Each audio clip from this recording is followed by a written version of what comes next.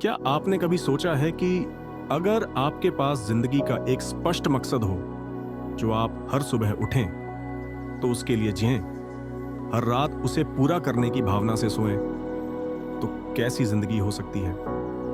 सुबह की ताजगी में और रात की शांति में ऐसा क्या होता है जो जिंदगी को पूरा, अर्थपूर्ण और खुशहाल बना देता है? दोस्तों, आज हम एक ऐसे जापानी रहस्य की कहानी सुनने जा रहे हैं। नाम है इकिगाई। यह सिर्फ एक शब्द नहीं, बल्कि एक अवधारणा है, जीने की वजह। यह हमें खुद से जोड़ती है, हमें प्रेरित करती है, हमें स्वस्थ रखती है और हमारे जीवन में संतुलन लेकर आती है। हेलो दोस्तों, बुक चिंतन में आपका स्वागत है।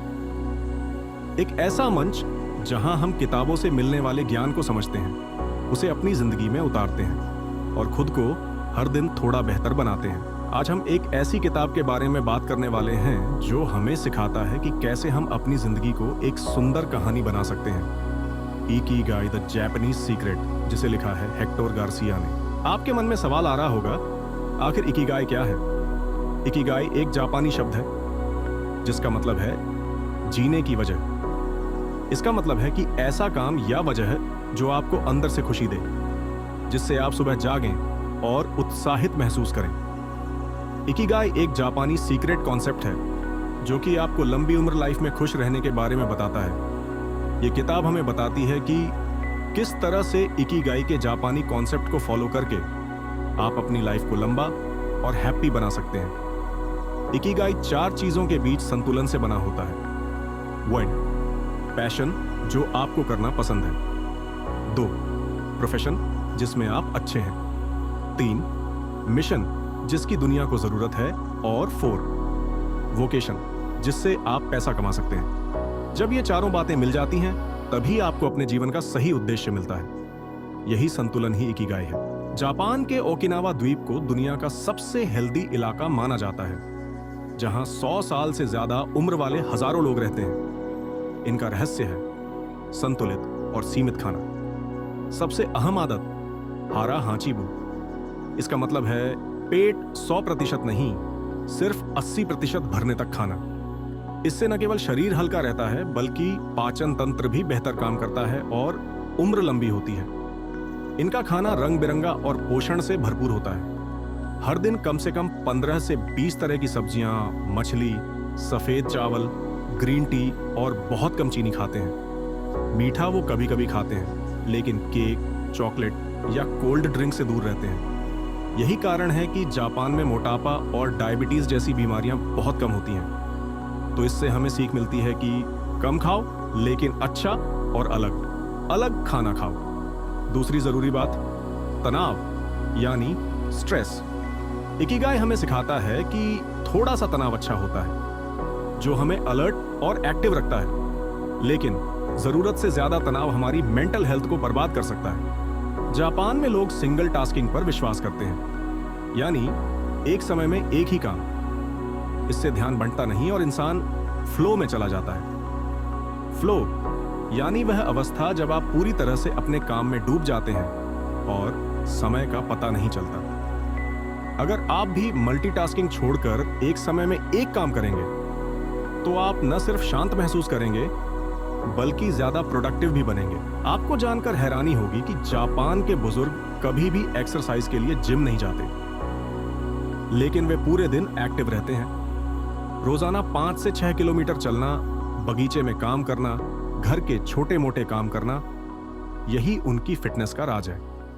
इसके साथ साथ वे लोग सामाजिक होते हैं, अपने परिवार, दोस्तों और पड़ोसियों से मिलते रहते हैं, रोजाना हंसते हैं, बातें करते हैं और छोटी छोटी खुशियां मनाते हैं। यह सब उनके हार्मोनल संतुलन को बेहतर रखता है, जिससे उनका मानसिक स्वास्थ्य अच्छा बना रहता है। इकिगाई हमें सिखाता है कि सिर्फ शरीर ही नहीं, दिमाग को भी रोज एक्सरसाइज की जरूरत होती है।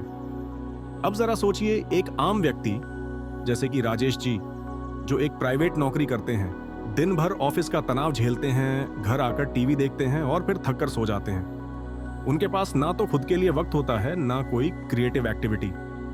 धीरे धीरे वो मानसिक थकावट, उदासी और चिड़चिड़ेपन का शिकार हो जाते हैं। लेकिन अगर वही राजेश जी रोज 20 से 30 मिनट सिर्फ अपने लिए निकालें, और कोई शौक फिर से अपनाएं, जैसे पेंटिंग, गार्डनिंग या पुराने गानों पर हारमोनियम बजाना, तो उनकी मेंटल हेल्थ में धीरे धीरे फर्क आने लगेगा।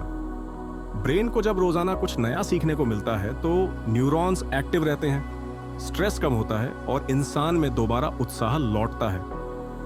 जापान में बुजुर्ग लोग बुनाई, गार्डनिंग, पेंटिंग, किताबें पढ़ना, सुडोकू और पजल्स जैसी एक्टिविटीज करते हैं। जब आप रोज कुछ क्रिएटिव करते हैं, कुछ नया सीखते हैं, तो दिमाग चुस्त दुरुस्त रहता है। इससे उम्र बढ़ने पर भी अल्जाइमर या डिमेंशिया जैसी बीमारियां दूर रहती हैं। तो रोज थोड़ा वक्त अपने शौक, अपने पैशन और अपने मनपसंद काम को दें। यही है इकिगाई का असली मूल मंत्र। विक्टर फ्रैंकल एक मनोचिकित्सक थे जिन्होंने लोगोथेरेपी दी। उनका कहना था कि अगर इंसान को अपनी जिंदगी का मकसद मिल जाए तो वह दुनिया की सबसे बड़ी परेशानी से भी लड़ सकता है। लोगोथेरेपी का मतलब है अपनी सफरिंग या संघर्ष में से अर्थ खोजना। जापानी लोगों ने इसे जीवन का हिस्सा बना लिया है।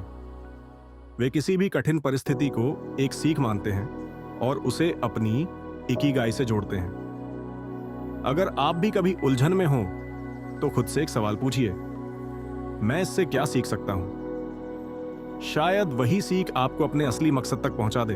10 सोने रूल्स जो जापानी लोगों के जीवन के सूत्र हैं। 1, जल्दी उठिए, सूरज के साथ उठना ऊर्जा देता है। 2, हर दिन चलिए, चलना सबसे आसान व्यायाम है।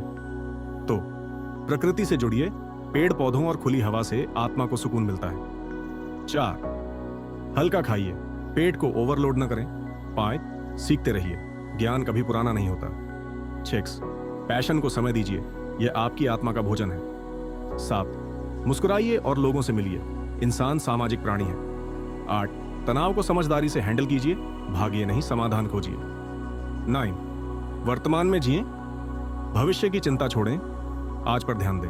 और 10, कृतज्ञ रहें, जो है उसी में खुश रहना सीखें। इकिगाई कोई जादू नहीं है, यह आपके अंदर ही छुपा है। आपको सिर्फ थोड़ा ठहर कर अपने आप से जुड़े रहकर इसे खोजना है। हर दिन एक छोटा सा काम जो आपको अच्छा लगता है, जिसमें आप खो जाते हैं, जो किसी और की मदद करता है, वही आपका इकिगाई बन सकता है। इकिगाई वही है जिसमें मेहनत करते वक्त भी आपको थकान महसूस ना हो, जो आपको अंदर से संतोष और खुशी दे। और जब आप ऐसा काम रोज करेंगे तो आपका जीवन अपने आप ही लंबा, हेल्दी और संतुलित हो जाएगा। अब जब आपने इकिगाई को समझ लिया है तो अब बारी है उसे अपनी जिंदगी में उतारने की। हर दिन कुछ मिनट अपने दिल के करीब काम को दीजिए, लोगों से जुड़िए, अपना खाना बेहतर कीजिए और अपने स्ट्रेस को मैनेज करना सीखिए। याद रखिए, इकिगाई कोई एक बार पाने की चीज नहीं, ये एक सफर है जिसे हर दिन जीना होता है। तो दोस्तों, यही था इकिगाई का जादू, वो रहस्य जो हमें सिखाता है कि जिंदगी सिर्फ जीने के लिए नहीं, बल्कि एक मकसद के साथ जीने के लिए है। उम्मीद है आपको इस समरी से कुछ ऐसा जरूर मिला होगा जो आपकी सोच को बदल दे। अगर आपको यह जानकारी उपयोगी लगी हो तो वीडियो को लाइक करें, चैनल को सब्सक्राइब करें और नीचे कमेंट करके बताइए कि इकिगाई से आपको सबसे ज्यादा कौन सी बात पसंद आई। क्या आप भी अब अपना जीने का कारण ढूंढने के लिए तैयार हैं? आपका हर एक कमेंट, हर एक प्रतिक्रिया हमें बेहतर बनाने में मदद करता है। तो जुड़े रहिए, सीखते रहिए और सबसे जरूरी, मुस्कुराते रहिए।